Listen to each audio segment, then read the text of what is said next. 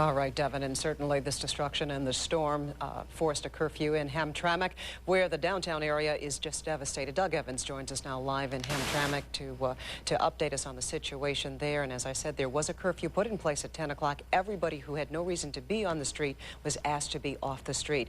And to find out just how that situation has continued throughout the evening, let's go to Doug Evans right now in Hamtramck. Doug? Well, Carmen, a state of emergency is underway here in Hamtramck. As you said, police are under a residents are under a police order to be off the streets at this hour, a curfew that went into effect at 10 p.m.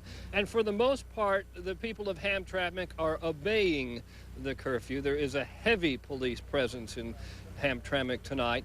Let us show you the storm damage here. The storm hit here, and it hit hard. There is no official tally on the extent of the damage, except to say that it is widespread. Much of the damage is done to Joseph Campo, the business district that you are seeing right there. A number of stores were damaged, and we're going to tell you more about that in just a minute.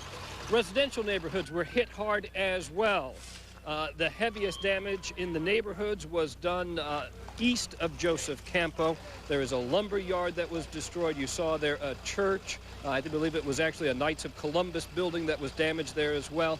Many of the homes were destroyed by falling trees. Many of the homes were damaged by high winds. You know, they're still trying to figure out what happened in Hamtramck. Was this a tornado or was this high winds? Whatever it was, it hit very hard. The windows, just blew these windows out.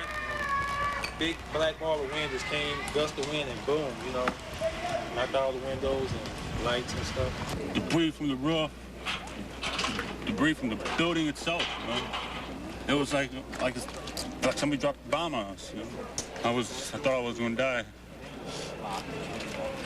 I thought this was it. That's the situation in Hamtramck. We want to tell you that Hamtramck schools are closed tonight. Anyone who needs help should call the Hamtramck Police Department. There is help available for those people tonight. Also, shelter available at the Hamtramck Community Center. Carmen, we're going to toss it back to you. All right, Doug, and certainly we've seen the devastation in Hamtramck. There was certainly devastation on the west side of the city of Detroit. Focus Hope was certainly hit hard. That area, the surrounding area, the residential area, certainly hit very hard by these series of violent storms and on the west side of Detroit. We talked with Chief Ike McKinnon, who said that his officers were mobilized throughout the city, asking everyone who did not need to be on the street to stay off the street so that we could have an environment of calmness and that so things could proceed very normally under these kinds of conditions. And certainly the cleanup is going to continue, hampered by nightfall, but still there is a relative calmness throughout the metropolitan Detroit area, and I think that we've seen that situation certainly in Hamtramck. Chuck Etica is here now. We are waiting right now for the mayor who has assessed this situation from the air and on the ground. Let me tell you, too, that we have this in now river warnings, flood warnings in effect for the Clinton River near Fraser, as well as the Middle Rouge River, Garden City, also near Detroit. We talked about this earlier through the evening. One of my concerns as the big storms were ending was that there could be some flooding. Right. So now we'll go out to the mayor. Okay. And Mike Lewis is standing by with the mayor of Detroit, who is going to give us his assessment of the violent storms of '97. Mike, what does the mayor have to say? That's right, Carmen. Mayor Dennis Archer has just arrived here at police headquarters. He has been touring some of the damage in the city, has declared an emergency to get some extra help in here. Mr. Mayor, what have you seen tonight? Well, let's just say so we're clear on the emergency. What I've done is to declare an emergency that allows us to call in our off-duty police officers and others so that they can come in and be of help. We've got several areas within the city that have been hit. We've got houses down, we've got some flooding on some of our major thoroughfares.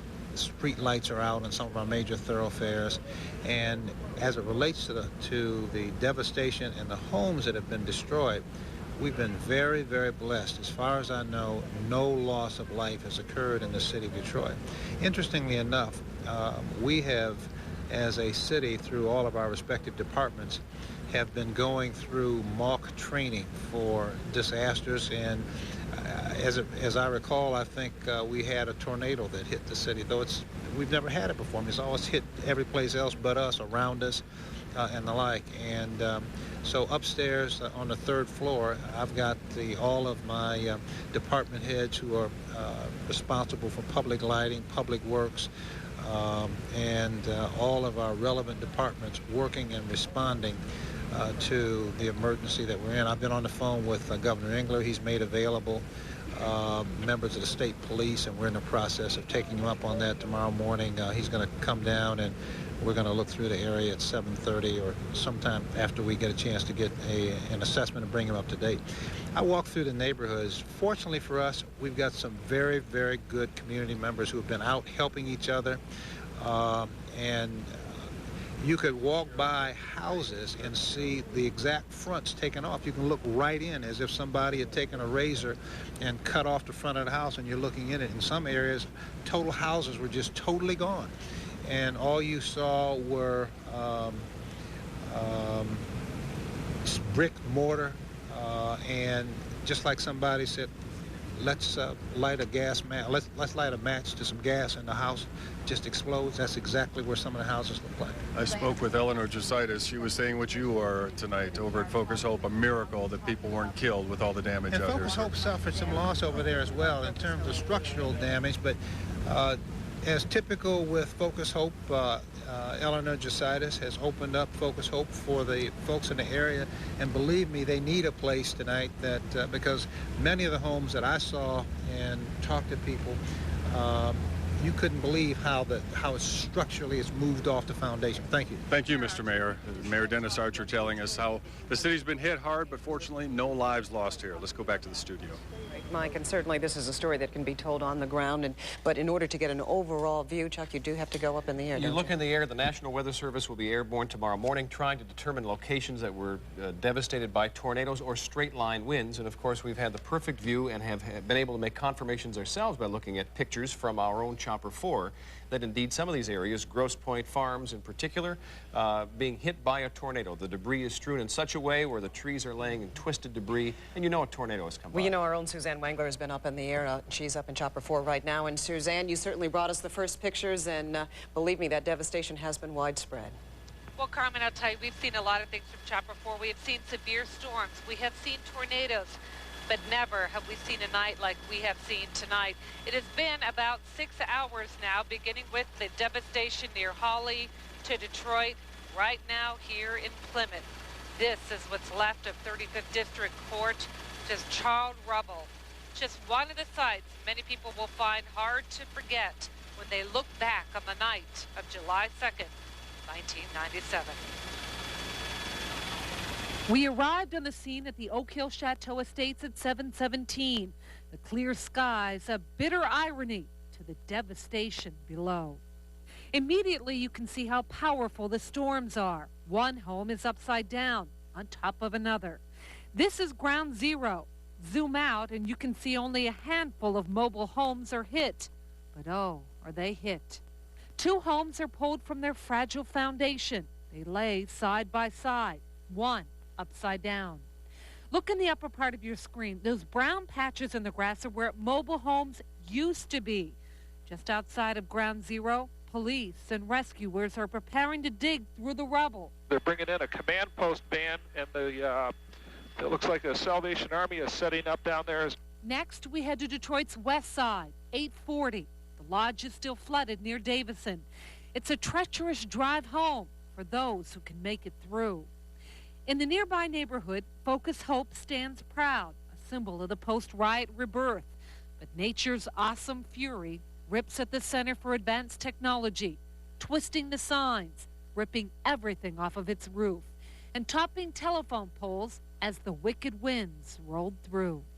And if you think the view from above can't show the emotion on the ground, look at these people who have nothing left.